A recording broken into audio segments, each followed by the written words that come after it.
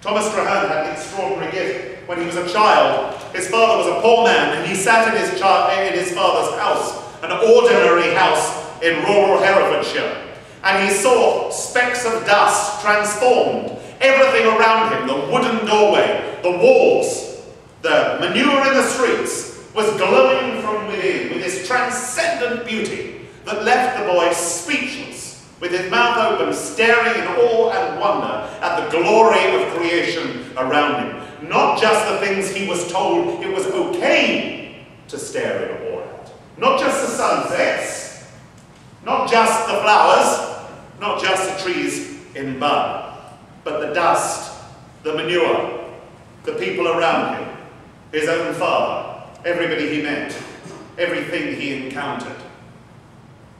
It changed and altered his entire perception of the world. Thomas Traherne wasn't the lunatic. Thomas Traherne was the one who saw reality. We are the ones who see unreality. We are the ones who put up a filter between ourselves and creation. Seeing the world as it really is, and most importantly, seeing those around us as they really are, as God glimpses them, is one of the greatest keys to living this new life, to living the life from above, to finding salvation, to starting to glimpse things as God glimpses them, from willing things that God actually wills. Then you don't see your neighbour as the person who's irritating you because they're making a loud noise, the person who's cut you up on the freeway and who has irritated you. You don't see the people as just a bind, you see them as the transfigured sons and daughters of God, created as God intended them to be. And darest thou to call unclean something the Lord your God has made? I come back to that again and again and again in my faith journey. Dare thou to call unclean something the Lord your God has made? Any of you who have been here for a while remember a story I've told about a friend of mine back in England. He was a New Zealander, and when he was about 11 years old, he was away at a boarding school, and it was discovered that he was gay.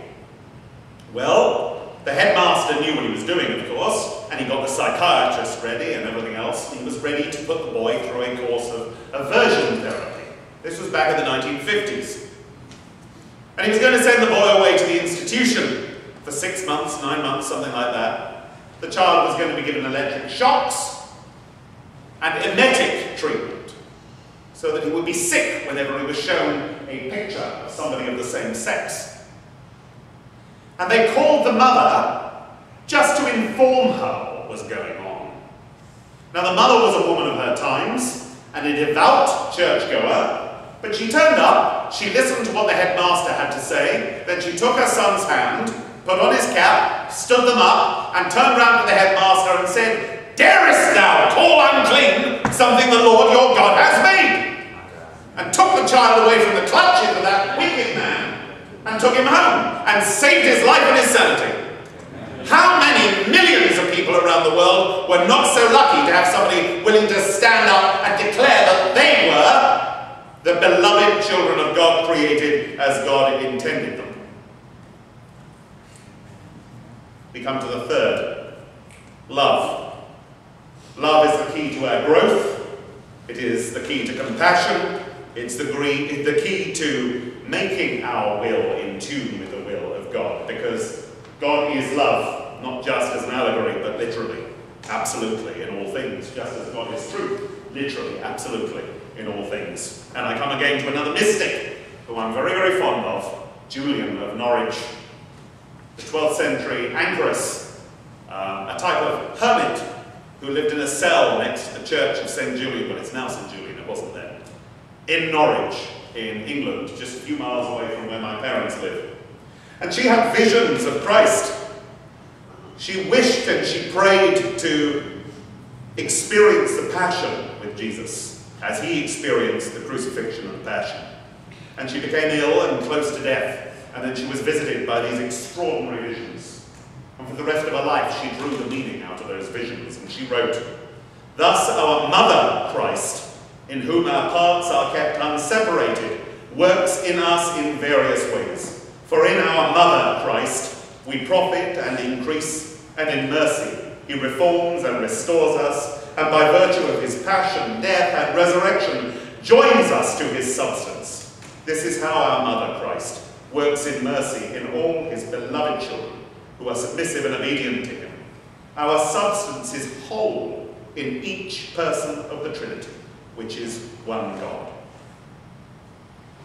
We are called by God to be whole human beings, not to be infants who just scream their wants. They cry because they are hungry. They cry because they are uncomfortable. We are called to be defined by something other than our needs, by something other than our comfort or our selfishness or our desires. We are called to be defined as whole human beings who seek the will of God, who seek the presence of God and the light of God, and ultimately the ultimate joy, which is true communion with God, commingling with God, the embrace of God. We are as newborns who live in a new landscape. We have no new possession and nothing to boast of. We do, however, walk amongst the first fleeting glimpses of paradise. Our destination is never going to be fully realized here, but it's now glimpsed and followed and craved and sought after. I'm going to finish with another little bit from The Wound of Knowledge by Rowan Williams. This new life is not a possession. It is simply new life. That is to say, a new world of possibilities, a new future that is to be constructed day by day. Life, after all, implies movement and growth. And perhaps this rather banal and obvious point is an indicator of what must be central to any adequate understanding of Christian spirituality. It's worth noting how much stress not only Paul but other writers lay upon the themes of the call to maturity and the risks of regression. Salvation is to be realized in growth and not to grow